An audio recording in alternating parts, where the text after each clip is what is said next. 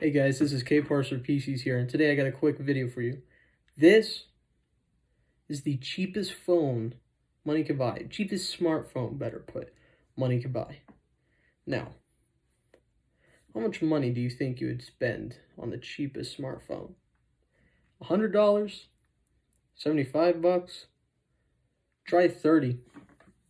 Yeah, $30. Brand new from TracFone for this hunk of crap. It only has 20 gigs of storage after you factor in the OS on here. 3 gigs of RAM and Wi-Fi, like it had 4G. Doesn't have 5G, has none of the modern things. But I mean, $30. You get the phone, you get this case, this protective case, battery, SIM card, and a charging block that's type A to, you can't really see it, but type C. So that's nice at least, right? Well, there's also a couple other nice things. I mean, for $30, it ain't that bad, right? Runs Android 11, which is somewhat new. It came out in 2021, so it still has support from Google. And seeing as, you know, phone plans for this start at $10, I mean, I got this for $40 with a $10 phone plan. So it ain't much. Like, it didn't cost much, right?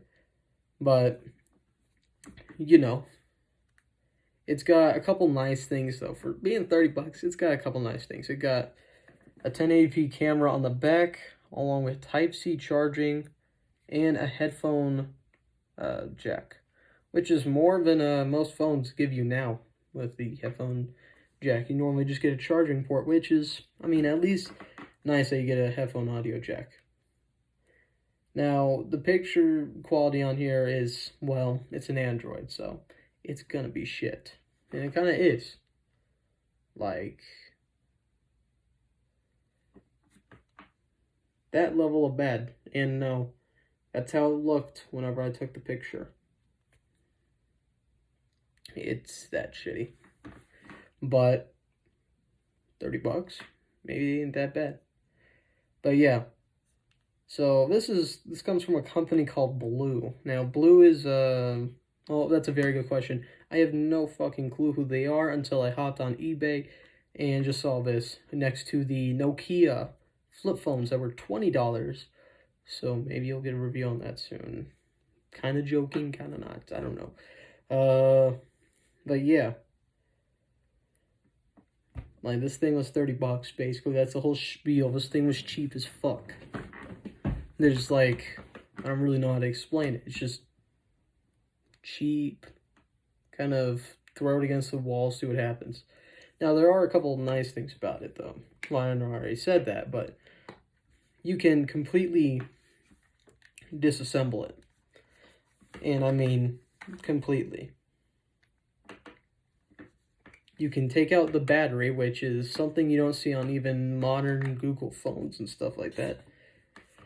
You can add in more storage, and you can also change out your SIM card. Now, this is kind of nice because this gives you access really easily to all the screws in the back for you to, you know, take everything apart. And, I mean, the battery is replaceable. This thing just permanently dies, toss it, grab a new one. And this is like half the weight of the phone. This weighs nothing now. Now, once I put it back in, it weighs something.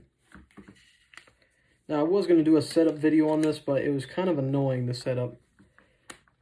It's not, you know, getting the phone turned on and everything and going through Android setup. That's not the worst part. It's getting your mobile plan set up with TracFone. That was fucking terrible. They gave me the number, and then 24 hours later, the actual service started.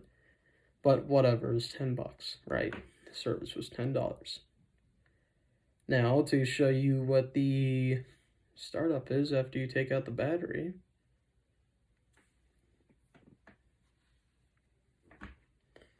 So it goes through a blue, like, smartphone boot up screen with the little Android logo on the bottom.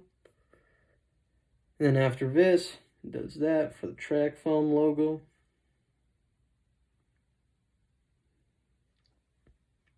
And then it just goes into Android after spending like 20 seconds just sitting here. Boom. But yeah, for 30 bucks, maybe.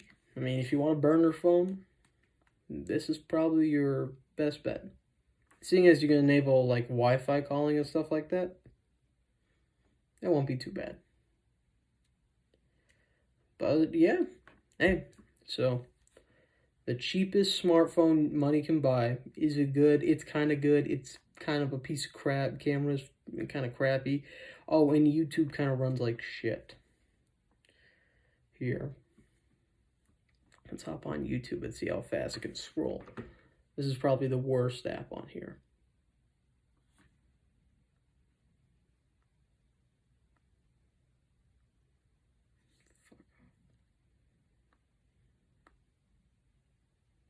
Look at the latency. Jesus. But yeah, this thing's pretty slow on YouTube. But other than that, for a point and shoot camera, it's alright. For, you know, for a kid, it's alright. And also, this isn't as bright as it gets. It gets pretty bright. I had to turn on like adaptive brightness just so I can record it because it's so goddamn bright. And it's also extremely blue because there's no blue filter on the screen. So yeah.